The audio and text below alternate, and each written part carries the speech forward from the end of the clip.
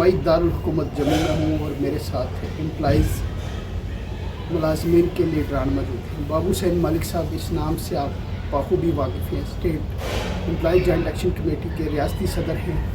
कमला शर्मा जी हैं, all Jammu and Kashmir home guard की ये प्रेसिडेंट है स्टेट की। आज बात करेंगे क्या कुछ मुलाजमीन के मुद्दे हैं। 3 माह हो चुके हैं जम्मू कश्मीर में, 6 साल की तवील मुद्दत के बाद चुनी हुई सरकार का क़याम अमल में लाया गया। अब जम्मू कश्मीर में पॉपुलर गवर्नमेंट है। इससे पहले जम्मू कश्मीर में लेफ्टिनेंट गवर्नर का राज था, लेकिन अब चुनी हुई हुकूमत है। सर क्या मतलब? सबसे पहले मैं आपके चैनल का और आपका शुक्रगुजार हूँ। आप हर वक्त जम्मू कश्मीर का चाहे हर टाइप ऑफ डेली वेजेस है या आम मुलाजम जो जम्मू कश्मीर में जो काम करता है उसकी आवाज़ को उजागर करने की कोशिश करते हैं और सरकार तक पहुँचाने की कोशिश करते हैं। जहाँ तक एम्प्लॉइज़ के तो बहुत सारे मुद्दे हैं। अगर सबसे बड़ा इशू जो बर्निंग इशू है वो जम्मू कश्मीर के अंदर जो डेली वेजर, चाहे वो रैबर खेल हैं, जंगलात हैं, होम गार्ड में काम करने वाले कर्मचारी हैं, जितने भी ऑलरेडी रेटेड वर्कर्स हैं जो पिछले 20 और 25 साल में अपनी ड्यूटी सर अंजाम दे रहे हैं, लेकिन 25-30 साल का अरसा गुजरने के बाद यहाँ जम्मू कश्मीर के अंदर जितनी सरकारें आई उन्होंने भी अनदेखी की, इनके इशू को रिजॉल्व नहीं किया। उसके बाद जम्मू 5 अगस्त 2019 के बाद ये स्टेट थी, उसके बाद इसको यूटी में तब्दील किया गया, लेकिन अभी तक जो मुलाजमों के जो मुद्दे हैं वो जूं के तूं पड़े हुए हैं। मैं ये कहना चाहता हूँ तमाम डेली वेजर जो आर्जी मुलाजम हैं इनकी रेगुलाइजेशन की जाए और इसके साथ मुलाजमों का जो डीए है, एचआरए है, मेडिकल नर्सेज है, जो लद्दाख के अंदर जो है जो इस सेंटर ने अनाउंस किया तो उन्होंने वहाँ अपने मुलाजमों को दे दिया, लेकिन जम्मू कश्मीर जो यूटी है अभी तक यहाँ जम्मू कश्मीर के मुलाजमों को तड़पाया जा रहा है। डेली वेजरों के साथ नाइंसाफ़ी, मुलाजमों के साथ नाइंसाफ़ी। मैं ये कहना चाहता हूँ अब जनवरी से दूसरी इंस्टॉलमेंट भी ड्यू है, लेकिन मुलाजमों को बार बार इस किस्म का तड़पाना मुझे लगता है अच्छा नहीं लगता है। तो मैं ये कहना चाहता हूँ ये सरकार यहाँ जो बनी है इसको भी ये कहना चाहता हूँ कि इमीडिएटली ये जो मुलाजमों के जितने भी मसाइल हैं, चाहे वो ओल्ड पेंशन को रिस्टोर करने का है, 2002 SRO 202 2015 में जो एम्प्लॉय चाहे वो गेस्टेड लगे हैं चाहे नॉन गेस्टेड लगे हैं, उनकी 2 इंक्रीमेंटें जो हैं प्रोहिबिशन पीरियड जो था 2 साल की, 2 वो इंक्रीमेंटें इन्होंने बंद करके रखी हैं। हम ये कहना चाहते हैं अगर बाकी चीज़ें उनको दे दी हैं तो ये भी 2 इंक्रीमेंटें जो प्रोहिबिशन है ये भी रिलीज़ की जाए। अनामली जो क्लरिकल कैडर की है, जो काफ़ी टाइम से जो ये सरकार के पास इल्तवा पड़ी है, कैट की डीबी की जजमेंट भी आई है, उसके बावजूद भी अभी तक सरकार ने कुछ भी नहीं किया है। ये जितने डीपीसी बहुत सारे डिपार्टमेंटों में जो है वो पेंडिंग जो पड़ी हुई है 3-3, 4-4 साल तक वो डीपीसी नहीं हो रही। और मैं ये कहना चाहता हूँ यहाँ एडमिनिस्ट्रेशन को, अगर जनरल एडमिनिस्ट्रेशन का एक आर्डर है कि साल में 2 बार डीपीसी होनी चाहिए, तो फिर 4-4 साल तक उसको डिले क्यों किया जाता है? ये भी मुलाजम जब हमारा दयानतदारी और ईमानदारी के साथ काम करता है तो इसके साथ नाइंसाफ़ी क्यों है? तो दोबारा करेंगे बात, मैडम से भी बात करेंगे। किस तरीके के हालात गुजर रहे हैं? काफ़ी लंबा इंतज़ार किया है, अभी भी इंतज़ार ख़त्म नहीं हुआ, जद्दोजहद जारी। सबसे पहले भैया मैं आपका और आपका चैनल का धन्यवाद करती हूँ। मीडिया एक चौथा स्तंभ है जो दबे कुचले और गरीब आवाम की आवाज़ एक सरकार तक पहुँचाता है। लेकिन पहले भी हम सोचते थे सरकार नहीं है, और लेकिन आज सरकार होते हुए भी हम सोचते हैं सरकार नहीं है, क्योंकि जहाँ पे कोई सुनवाई नहीं है, जहाँ पे कोई पूछता नहीं है किसी को, कोई ऐसा काम नहीं सुना कि कुछ किया जा रहा है। देखो जम्मू कश्मीर में हम सरकार को क्या बोल सकते हैं, जो भी जैसे हमारा ही मसला होम का सिक्योरिटी रीज़न कोई भी है तो ये तो LG के पास है, सेंटर के पास सीधा है। इसमें तो हम सरकार के जो नुमाइंदे नहीं दे सकते, ना हम CM को बोल सकते, CM के अंडर तो है ही नहीं, हमारा है जो सीधा LG और सेंट्रल गवर्नमेंट के अंडर।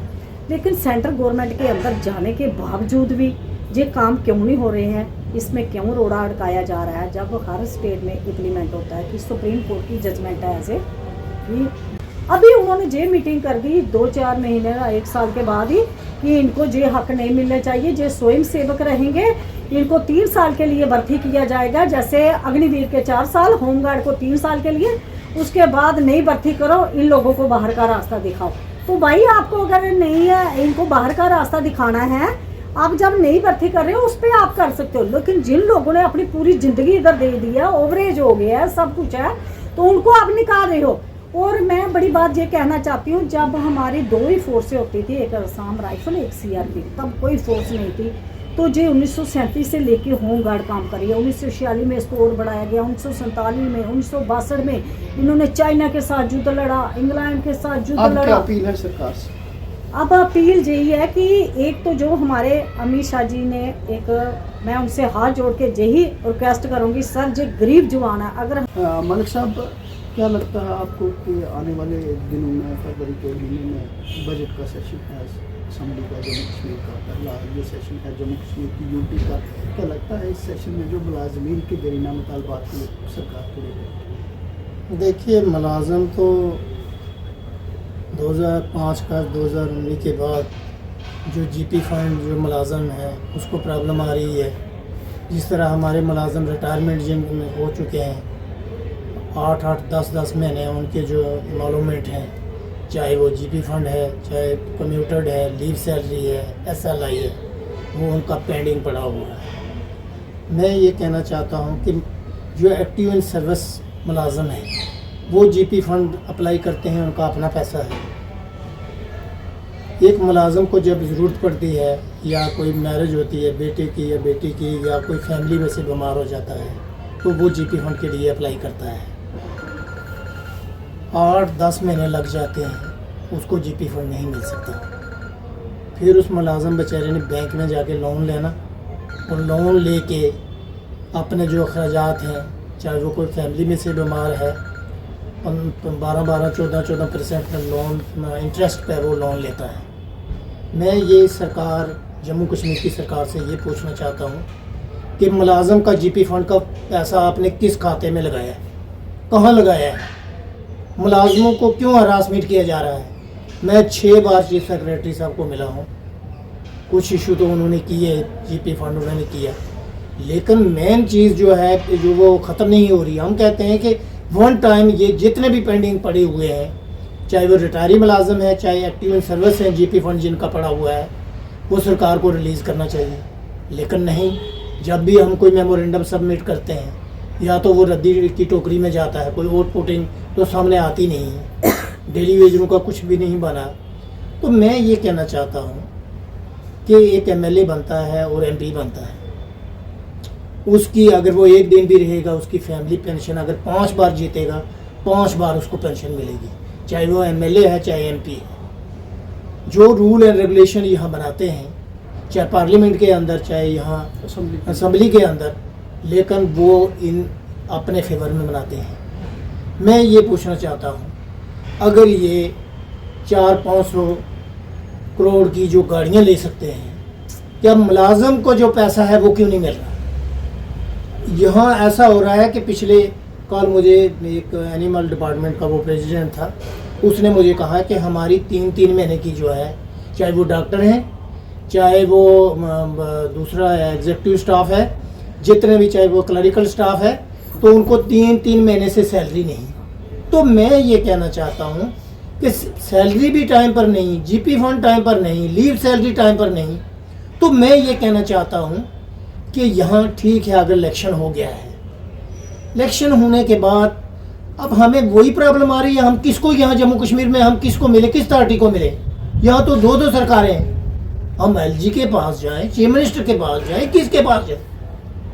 इशू तो हमारे रिजॉल्व नहीं है। मैं पूरी कैबिनेट को मिला हूँ, यहाँ डिप्टी सीएम को मिले हैं, मंत्रियों को मिले हैं, लेकिन कहीं भी कोई काम नहीं हो रहा, जूं के तू मसले पड़े हुए। क्या लगता है इसके पीछे जो बिजनेस रूल अभी तक वाज़ेह नहीं हुआ, वो वजह तो नहीं? देखिए, आप वो भी अभी तक तो इन्होंने जो पावरें हैं, तो वो भी इनको पावरें तो है नहीं इनके पास। तो मैं ये कहना चाहता हूँ, अगर ठीक है यहाँ जम्मू कश्मीर में सरकार बनी है, पावरें तो मिलनी चाहिए इनको। अब हमें ये भी नहीं पता चलता कि हम किसके पास जाएं। डीए जो मुलाजम का है, देखो डीए एक मामूली बात है मुलाजम का, महंगाई भत्ते की किस्त है, जुलाई में वो ड्यू था हमारा, जुलाई से लेकर 6 महीने गुजर के 7वां महीना लगा है, लेकिन अभी तक डीए भी नहीं दिया। और ये डीए की फाइल जो है पिछले 4 महीने से प्रोसेस है। HRA 2% की फाइल जो है वो 3-4 महीने से प्रोसेस है।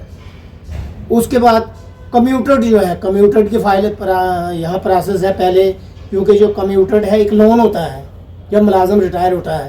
तो उसके बाद इन्होंने अभी तक एक बहुत सारे स्टेट में उन्होंने इम्प्लीमेंट कर दी है। पहला 15 साल तक ये रिकवरी करते रहते थे, लेकिन अब जो आया है कुछ बहुत सारी स्टेटों ने लागू कर दिया है कि इसको सिर्फ 10 साल तक जो इनकी जो रिकवरी है वो 10 साल ही काटनी, लेकिन अभी तक वो भी कोई ऑर्डर नहीं निकाला गया।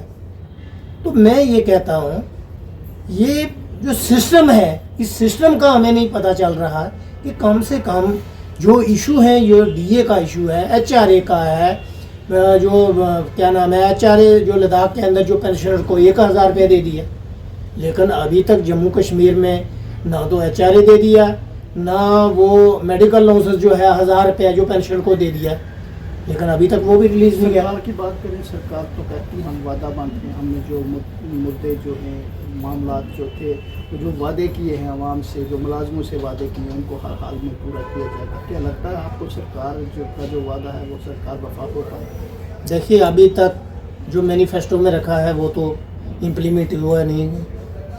इलेक्शन में तो बड़े लोगों को सब्ज़ बाग दिखाते रहते हैं, लेकिन ग्राउंड लेवल पे जब इम्प्लीमेंट करोगे तब उसको बोलते हैं। अभी तक तो कुछ भी नहीं हुआ। अभी एक सवाल रहेगा, मुलाजम जो है वो सरकार की रीढ़ की हड्डी होती है, बिना मुलाजम के कोई भी सरकार नहीं चल सकती। क्या लगता है सरकार मुलाजमों को खफा करेगी? देखिए 2019 के बाद भी मुलाजमों के साथ क्या कुछ हुआ वो सारा सिस्टम का पता है। यहाँ मुलाजम जब कोई अपने इशू को लेके जब वो प्रोटेस्ट करता था या प्रेस कॉन्फ्रेंस देता था या मीडिया के सामने जाता था, तो सरकार हर दिन कोई ना कोई ऑर्डर निकालती थी।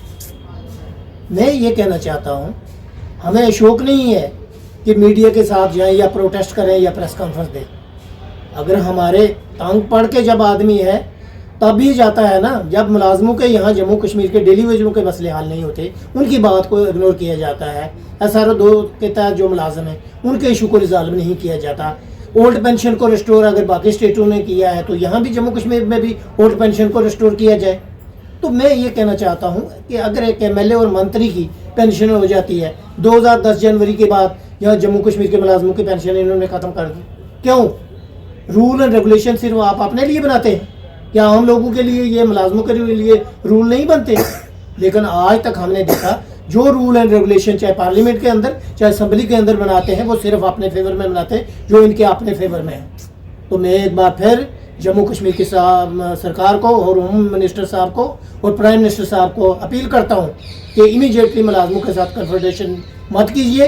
ये जितने इशू हैं जेन्युइन एंड जस्टिफाई मुद्दे हैं, इमीडिएटली इनको रिजॉल्व करें। अगर नहीं करती तो आने वाले दौर में शायद बहुत बड़ा आंदोलन होगा। यहाँ ये थे मुलाजमीन के लीडरान बाबू हुसैन मलिक साहब, एम्प्लॉय जॉइंट एक्शन कमेटी के रियासती सदर और आल जम्मू कश्मीर होम गार्ड की रियासती सदर हैं कमला शर्मा जी। इनसे खुसूसी बातचीत की है और इन लीडरान की जानब से भी सरकार से यही अपील की गई है कि जो भी मुलाजमीन के दरीना मुतालबात हैं उनको जल्द अज जल्द पूरा किया जाए, ताकि मुलाजम शाना बशाना सरकार के कंधे के साथ कंधा मिलाकर अपनी ड्यूटी बखूबी सर अंजाम दे। अपने मेज़बान को दीजिए इजाज़त। आप देखते रहिए लाजवाल, दुआओं में रखिए याद, अपना रखिए ख्याल। अल्लाह मेरा आप सबका निगहबान। अल्लाह।